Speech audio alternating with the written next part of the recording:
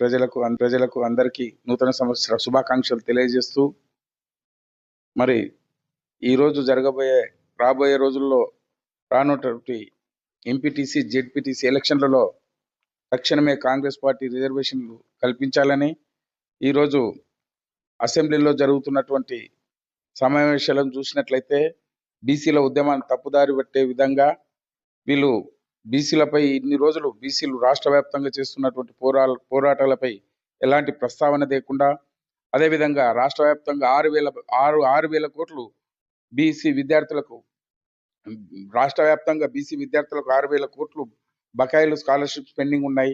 కేవలం రాష్ట్ర ప్రభుత్వం 36 కోట్లు మాత్రమే చెల్లించి ఈరోజు జరుగుతున్నటువంటి పరీక్షల్లో చాలా యూనివర్సిటీల్లో కూడా విద్యార్థులు పరీక్షకి హాజరు కావట్లేదు ఫీజులు చెల్లించనందుకు.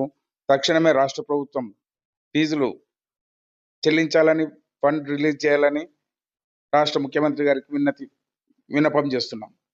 అదేవిధంగా ఈరోజు కాంగ్రెస్ పార్టీ ఇచ్చిన హామీలు నిలబెట్టుకోకుండా, బీసీలకు రిజర్వేషన్లు కల్పించకుండా తూతూ మంత్రంగా చేసినటువంటి ఈ రిజర్వేషన్లకు బీసీలందరూ గతంలో జరిగినటువంటి గ్రామ సర్పంచ్ ఎలక్షన్లో తగిన గుణపాఠం చెప్పారు. బీసీలు అత్యధిక గ్రామాలలో గెలపడం శుభ పరిణామం.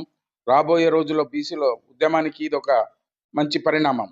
అంతేకాకుండా నిన్న జరిగినటువంటి ఒక చిన్న మీటింగ్లో డాక్టర్ అరుణ్ బాబు గారి ఆధ్వర్యం లోపల రిటైర్డ్ జడ్జిలు కూడా ఈరోజు ముందుకు వస్తూ ఉన్నారు. మరి అరుణన్న గారి ఆధ్వర్యం లోపల ఉద్యమాన్ని ముందుకు తీసుకుపోవడానికి డాక్టర్లు, ప్రొఫెసర్లు, లాయర్లతో పాటు రిటైర్డ్ జడ్జిలు కూడా ముందుకు రావడం అనేది ఇది ఒక పెద్ద శుభ పరిణామం. మరి టైగర్ ఆర్ కృష్ణన్న గారు గత 50 సంవత్సరాలుగా చేస్తున్నటువంటి ఈ ఉద్యమానికి ఈరోజు ఒక రూపానికి వచ్చింది. ఈరోజు ఈ ఉద్యమం తీవ్ర స్థాయిలో ముందుకు బలోపేతం అవుతుంది. మేధావులు,